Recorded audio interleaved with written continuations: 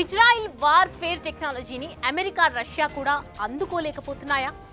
ఒకప్పుడు ప్రపంచ యుద్ధ రంగాన్ని శాసించిన ఈ రెండు దేశాలు ఇప్పుడు ఇజ్రాయిల్ ముందు సిగ్గుతో తలంచుకుంటున్నాయి. వారు ఫీల్డ్ ని ఇజ్రాయిల్ అంత సింపుల్ చేసేస్తోందా? లైట్ వెయిట్ వెపన్స్ తో అట్టుడికిస్తోందా? అదేమిటో ఇప్పుడు తెలుసుకుందాం.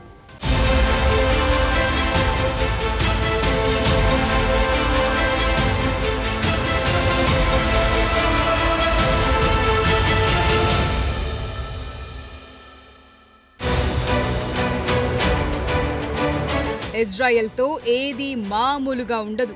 వాళ్లు గాని గురి పెట్టారంటే ఎంత పెద్ద శత్రు ఆయుధమైనా నేల రాలాల్సిందే. ప్రపంచంలో ఎక్కడైనా సరే తన శత్రువు ఏ రూపంలో ఉన్నా సరే గుర్తించి దెబ్బ కొట్టగల సామర్థ్యం ఈ దేశం సొంతం. ఇజ్రాయెల్ వార్ టెక్నాలజీని అంచనా వేయటం చాలా కష్టం. పాకిస్తాన్ టెర్రరిస్టు పురిటిగడ్డ ఎలా అయిందో ఆయుధ సాంకేతిక పరిజ్ఞానంలో అంతటి హెడ్ క్వార్టర్ ఇజ్రాయెల్. IDF అంటే ఇజ్రాయెల్ డిఫెన్స్ ఫోర్సెస్ 24/7 చేసే పని యుద్ధంలో కొత్త టెక్నాలజీని కనిపెట్టడం ఎలా, సరికొత్త ఆయుధాలను తయారు చేయటం ఎలా, సులభంగా శత్రువును ముప్పు తిప్పలు పెట్టి 3 చెరువుల నీళ్లు తాగించటం ఎలా, ఈ రీసెర్చ్ లో ఆరితేరిపోయింది దేశ సైనిక పరిశోధన వ్యవస్థ. వీళ్లు ఎంతగా రాటుదేలిపోయారంటే ఇక్కడి రఫెల్ వంటి సంస్థలు కూడా అడ్వాన్స్డ్ వెపన్ టెక్నాలజీలో ముందుంటాయి.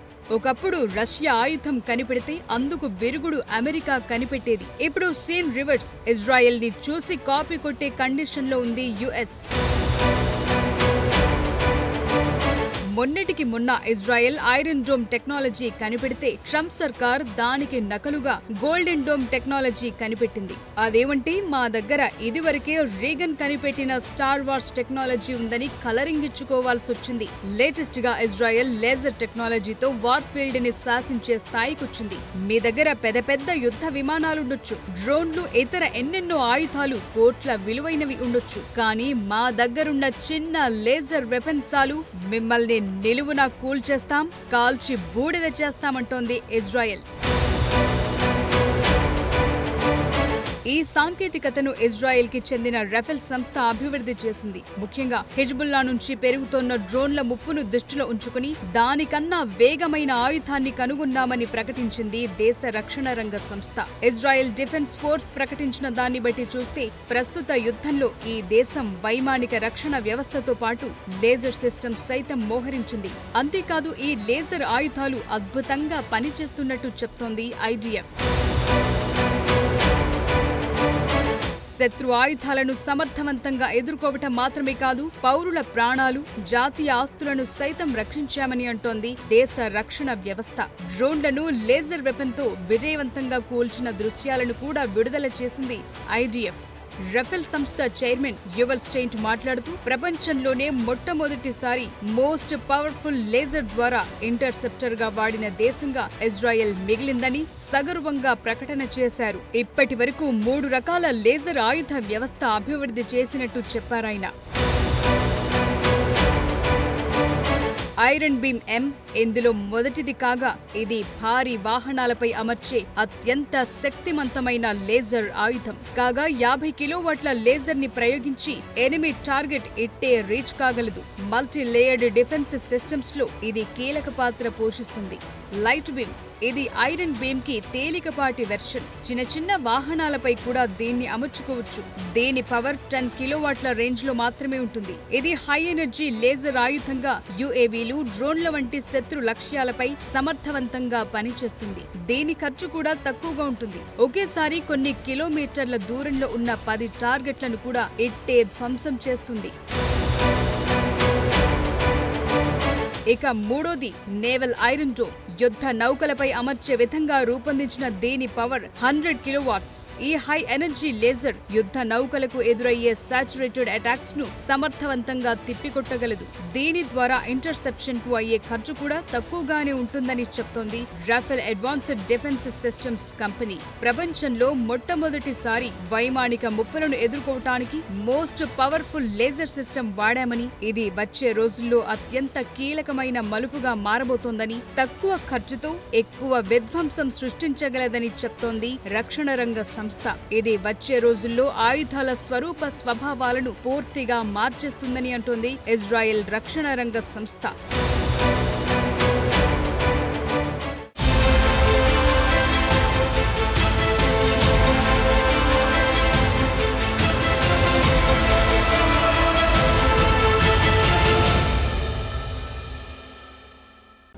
లేజర్ వెపన్స్ వాడకంలో భారత్ ప్రస్తుత పరిస్థితి ఏంటి? మన రక్షణ రంగం ఈ దిశగా సాధించిన ఘనత ఏ పాటిది? ఆ వివరాలు ఎలాంటివి? యుఎస్, రష్యా, చైనా దగ్గరున్న దేశాల లేజర్ టెక్నాలజీ ఎలాంటిది? వీటికి ఇజ్రాయలీ లేజర్ టెక్నాలజీకి ఉన్న తేడా ఏంటి?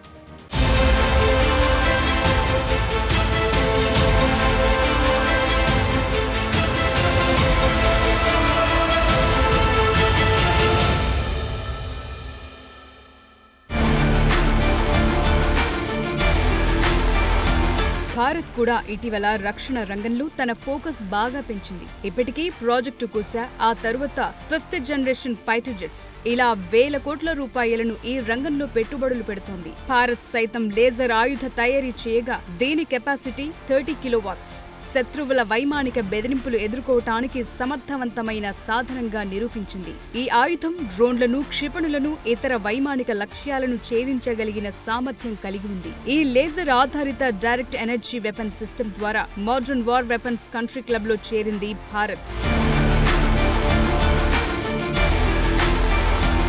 భారత్ కూడా 3 రకాల లేజర్ వెపన్స్ డెవలప్ చేసింది. వీటిలో మొదటిది డ్రోన్లు, క్షిపణులు, స్మార్ట్ డ్రోన్ల వంటి వైమానిక లక్ష్యాలను ఇది నిలువరించగలదు. ఇక రెండోది MK2A, 4 కిలోమీటర్ల పరిధిలో 6-5 kV కిరణాలను వాడుతుంది.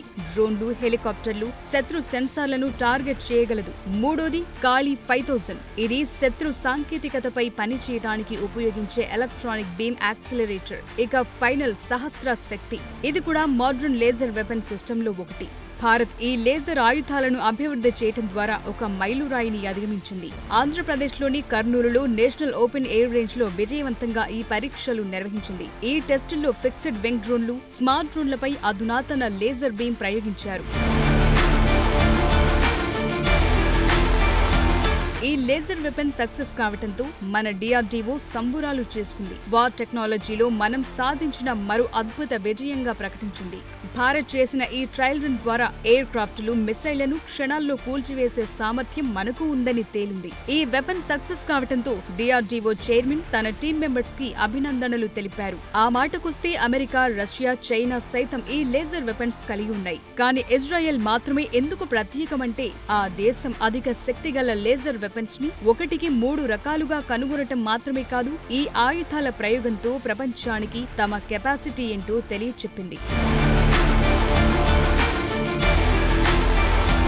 ఈ లేజర్ వెపన్స్ తయారీ మన DRDO 2012లోనే మొదలుపెట్టింది. అయితే మన వాళ్లు 30 kV వరకు మాత్రమే దీని పరిధిని పెంచగలిగారు. అదే ఇజ్రాయెల్ 100 kV వరకు కనిపెట్టడంతో ప్రస్తుతానికి ఈ దేశపు లేజర్ టెక్నాలజీయే టాప్ పొజిషన్ లో ఉంది. అయితే ఈ లేజర్ వెపన్స్ ఆపరేషన్ సింధూర్ లో వాడలేకపోయారు. దీంతో S-400, బ్రహ్మోస్, ఆకాష్, నాగాస్త్ర 1, స్కై స్ట్రైకర్లకు వచ్చినంత గుర్తింపు మన లేజర్ ఆయుధాలకు రాలేదు. ఒకవేళ వీటిని ఈ యుద్ధంలో వాడి ఉంటే మరింత పబ్లిసిటీ వచ్చి ఉండేదంటారు నిపుణులు.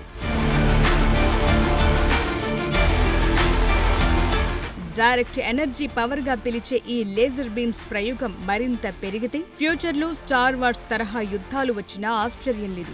US నావికా దళం దగ్గర కూడా సరిగ్గా ఇలాంటి 30 kV solid stage laser weapon ఉంది. ఇది మానవరహిత వైమానిక వాహనాలను నిర్వీర్యం చేయగలదు. అదే సమయంలో బోట్ ప్రొపల్షన్ వ్యవస్థలను సైతం ధ్వంసం చేయగలదు. అలాగే IEDలను రిమోట్ గా పేల్చే సామర్థ్యమూ కలిగి ఉంది. వచ్చే రోజుల్లో 300 kVకి తమ కెపాసిటీని పెంచాలని చూస్తోంది US. ఇక చైనా ఈ రంగంలో ఎలాంటి పనితనం కనబరుస్తుందో చూస్తే బుల్లెట్ కర్టన్ అనే యాంటీ డ్రోన్ వ్యవస్థను కలిగి ఉంది. ఈ రక్షణ వ్యవస్థ విధానం ఎలాంటిదంటే తక్కువ ఎత్తులో ఎగురుతోన్న డ్రోన్లకు వ్యతిరేకంగా ఇది పనిచేస్తుంది. అధునాతన డైరెక్ట్ ఎనర్జీ వెపన్స్ గా వీటిని ఇంప్రూవ్ చేయాలని చూస్తోంది చైనా. వీటి ద్వారా ఏకంగా శాటిలైట్స్ ని స్ట్రక్ చేయాలని చూస్తున్నారు చైనీయులు.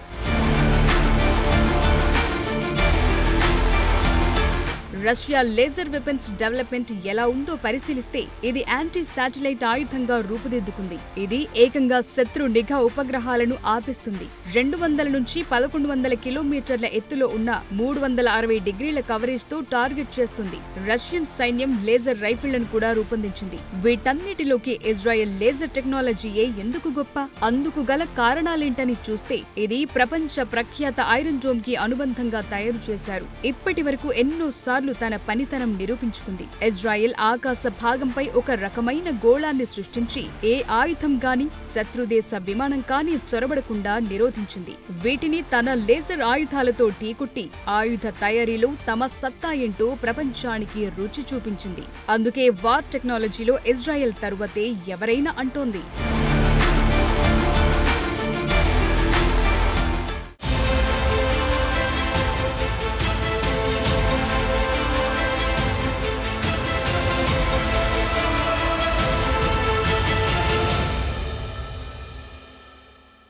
వార్ఫేర్ ఎప్పటికప్పుడు తన రంగు రూపు మార్చుకుంటోంది. ఇవాల్టికి ఇది గొప్ప అనుకుంటే రేపటికి మరొకటి గొప్ప. ఒకప్పట్లో ఫ్యాషన్ రంగంలో ఈ మార్పులు తరచూ కనిపించేవి. ఇప్పుడు యుద్ధ రంగంలో చూస్తున్నాం. మరీ ముఖ్యంగా యుఎస్, రష్యా, చైనా వీటిని తలదన్నేలా ఇజ్రాయెల్. ఈ వార్ గేమ్ ని భారత్ కూడా ఫాలో అవుతూ తన వంతు పాత్ర పోషిస్తోంది. ప్రస్తుతం ఇండియన్ ఆర్మీ సైతం లేజర్ వెపన్స్ తయారు చేస్తోంది కాబట్టి మనం కూడా ట్రెండ్ ఫాలో అవుతున్నాం. అప్పుడప్పుడు ట్రెండ్ సెట్ చేస్తూనే ఉన్నాం కాబట్టి బేఫికర్. జై Hind. For more videos like this, subscribe Big TV channel.